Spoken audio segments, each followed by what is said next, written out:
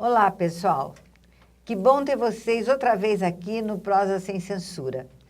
Como vocês sabem, nós temos esse canal para debater a respeito de censura e defender a liberdade de expressão. Nós temos trazido pessoas muito interessantes para aumentar esse debate e trazer outros temas, né? Hoje nós vamos ter o Danilo Simrot, que é mestre e doutor em Direito pela USP e que defendeu uma dissertação falando sobre o funk proibidão. Como vocês veem, tem muito assunto por aí. O Danilo tem participado das nossas atividades, ele participou desse seminário, Liberdade de Expressão e Seus Limites, que nós fizemos em parceria com o Instituto Palavra Aberta, e ele escreveu justamente um capítulo, Funk Proibidão, Retrato da Realidade ou Apologia ao Crime. Então, nós pedimos para ele vir aqui para estar conosco e falar um pouco sobre isso. Nós temos, então, o Danilo Simrot, o nosso especialista, e o Walter de Souza Júnior, que vocês já conhecem de outros vídeos. Então, nós vamos começar a falar sobre funk proibidão. Danilo, diga para nós, afinal, o que é o funk proibidão? Bom, Cristina, o funk proibidão é um subgênero de funk, porque a gente tem que entender que funk não é uma coisa homogênea, né? Há vários subgêneros. E na verdade, existem duas espécies de funk proibidão. Uma, que acho que é o objeto maior de debate hoje, é aquele funk que é acusado de fazer apologia às facções criminosas, que tem como principal tema a guerra entre as facções, as milícias, a polícia. E outro subgênero de funk proibidão é o chamado funk putaria, que tem uma linguagem explícita sobre sexo, posições sexuais. Agora, Danilo, o funk proibidão ele sofre uma repressão policial clara. Você tratou disso na sua pesquisa. Isso é similar à censura ou é um outro tipo de censura? Como é que você classifica isso? As duas coisas, né? O que acontece em relação à guerra às drogas, eu acho que é importante situar o contexto em que se insere a criminalização do funk. A criminalização do funk não está isolado de todo o contexto social. Se insere dentro de um contexto maior de criminalização de uma parcela da população que é vista como indesejável, perigosa, ameaçadora, que é a parcela da população que é o principal alvo do encarceramento em massa e o principal alvo da polícia, né, da letalidade policial, que são jovens, negros, pobres, moradores das favelas e das periferias.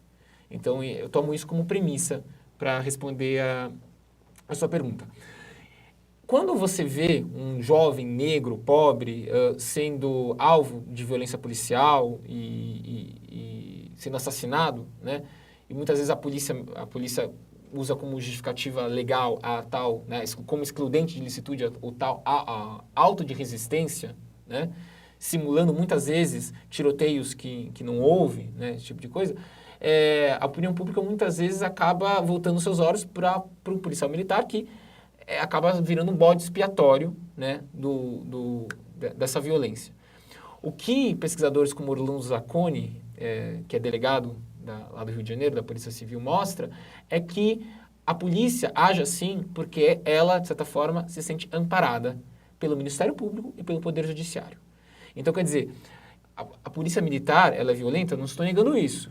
Mas existe uma violência muito mais perversa, que é a violência de quem usa toga, né? Que não suja as mãos, mas quem legitima esse tipo de violência contra essa população. Então, assim, na ponta, quem está lá na comunidade reprimindo, proibindo o baile, é a polícia militar, né? Então, por um lado, a gente pode dizer que o funk proibidão é alvo de repressão policial, né? A polícia chega, proíbe o baile, chega jogando bombas, esse tipo de coisa.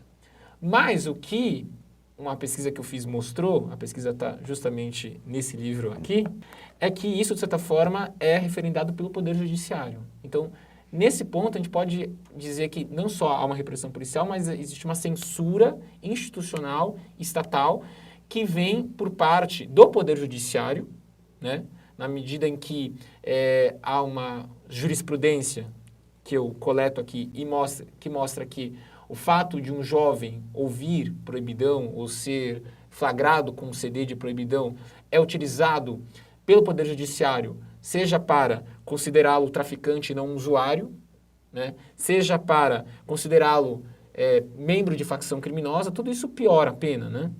Seja para cortar benefícios no caso de progressão de regime, quando a pessoa que é flagrada ouvindo o funk Proibidão já está presa, né?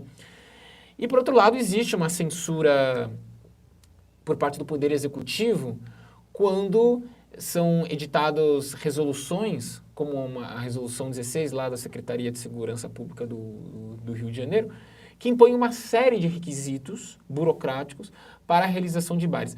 Aí, é claro, né, é importante fazer uma diferenciação, que todo funk é alvo desse tipo de censura, não apenas o funk proibidão. E essa é uma queixa de muitos funkeiros que não cantam esse tipo de música e reclamam que o poder público usa o pretexto de combater esse subgênero de funk, que é o funk ostentação, para reprimir todo o funk, inclusive funks que não falam de facção, que não tratam dessa temática. Danilo, e o que são os pancadões? Os pancadões, como o nome já entrega, né, tem a ver com pancada, pancadaria, porque o que aconteceu é o seguinte: no Rio de Janeiro, as políticas repressivas em relação ao funk, muitas vezes, ou na maioria das vezes, acabam sendo bastante contraproducentes. Eu tinha mencionado que em 95, né, houve a primeira grande denúncia do funk proibidão, que era o rap das armas, né? Na época se instalou uma CPI municipal que proibiu os bailes de comunidade. Os bailes de comunidade eram os bailes realizados nas favelas, em que supostamente esses funks de facção, funks proibidões, eram cantados. Só que com isso, o que aconteceu? Os bailes funks migraram, saíram da favela e foram para o asfalto, né, para os bairros, principalmente de periferia, e passaram a ocorrer em clubes desses bairros. Só que enquanto nas favelas existia um controle social informal por parte das próprias facções, que, em nome da ordem, né, e para não prejudicar o movimento, inclusive da Boca, e para não atrair polícia, não deixava o baile sair do controle e impedia episódios mais violentos, como brigas e arrastões. Nos clubes de periferia não havia esse controle, porque eram territórios neutros. Então, o que acontecia? O baile era dividido em dois lados, lado A e lado B, são os famosos bailes de corredor. E as galeras rivais, são grupos de amigos que pertencem a uma mesma comunidade. As galeras rivais se enfrentavam nesse corredor. Com uma trilha sonora que era considerada propícia, digamos, para esse tipo de briga. Apesar dessas características que você deu aí do funk proibidão, isso acabou sendo absorvido pela indústria fonográfica, né? Então, como é que acontece essa passagem? O que torna o funk proibidão menos censurável para o grande público quando ele vira um produto musical? Essa incorporação ocorreu em parte. Ela ocorreu mais em relação ao chamado funk putaria, mais do que o funk de facção. Eu vou começar pelo funk putaria. O que acontece é que, geralmente, os MCs, eles são espertos, né? Não subestimem os MCs. Então, eles sabem lidar com essa posição um tanto quanto ambígua de, ao mesmo tempo, cantar um tipo de música que agrada os jovens das favelas e que confere a eles legitimidade como funkeiros, mas sabem também dialogar com o mercado. Quer dizer, é uma perpétua negociação. Uhum. Então, muitas vezes, o funk putaria, ele tem duas versões. Ele tem aquela versão que é cantada apenas nos bailes, nas favelas, e as gravações que estão aí pela internet são gravações quase semi-clandestinas, né, caseiras, alguém chega lá no baile, grava e coloca na internet. E tem aquela versão que é chamada permitidona, né, ou a versão família. Tem um proibidão e tem um permitidão, né, que é a versão família, que são versões bem suavizadas em que os MCs e as MCs, porque tem muitas mulheres que cantam esse tipo de funk, tiram os palavrões, trocam por metáforas, esse tipo de coisa, que é a versão que essas pessoas cantam, por exemplo, nos programas de TV. Né? Então, quando os funkeiros são finalmente abraçados pela TV Globo, né, eles vão no programa do Luciano Huck, o programa da Xuxa, não cantam a versão que é cantada na favela, ou da Regina Casé, no Esquenta, cantam uma versão suavizada da música. Então, aí você pode dizer, não, mas isso é um tipo de censura não estatal. De certa forma, mas isso não significa que os próprios funkeiros não façam uso disso e tire proveito, né, dessa suavização, digamos assim, porque bem ou mal eles ampliam o público deles, né? Isso acaba sendo bom para eles também, ter essas duas versões, porque consegue se comunicar de maneira diferente. Em relação ao funk de facção, aí acho que não tem muito negócio não, entendeu?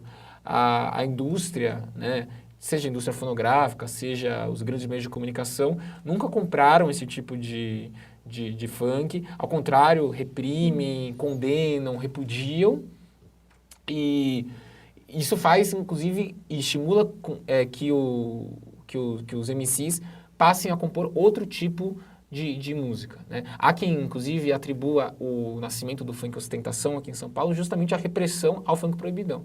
Então, não pode falar de proibidão, então a gente vai ter que falar de outra coisa. Então, vamos falar sobre as marcas do que nós desejamos, né, de consumo.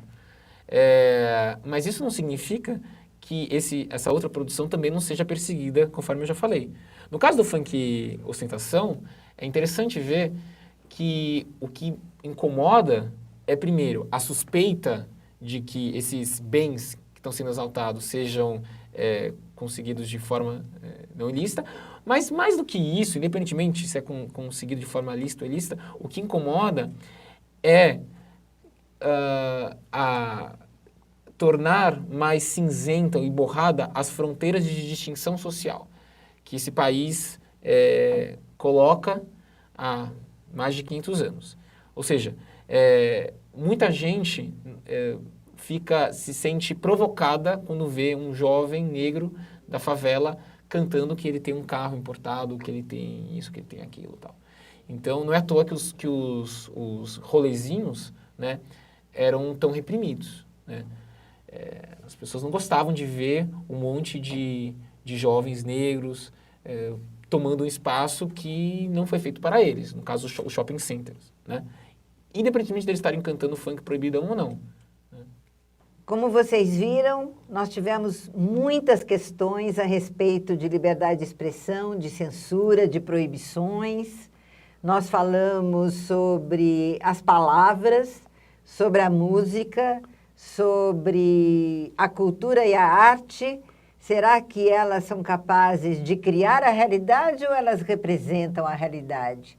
Quando é que esse jogo entre o imaginário e a realidade se embaralham? Eu acho que é isso que está em jogo. Qual é a sua opinião? Não esqueça de mandar a sua observação, o seu comentário, porque é com você que nós queremos conversar. Então, nós queremos agradecer muito a presença do Danilo Simrot aqui, trazendo toda a sua experiência com esse tema, o Walter de Souza Júnior, que tem nos acompanhado aqui no canal, e agradecer a tua presença, a tua companhia. Não esqueçam de compartilhar o vídeo se vocês gostaram, de nos mandarem sugestões, o que é que vocês querem saber sobre liberdade de expressão e censura, e se vocês são favoráveis ou contra, não importa. Aqui a gente pode falar uma prosa sem censura. E não esqueçam de dar o seu like também e sugerir para os seus amigos, olha, tem uma prosa sem censura que é demais. Obrigada, gente.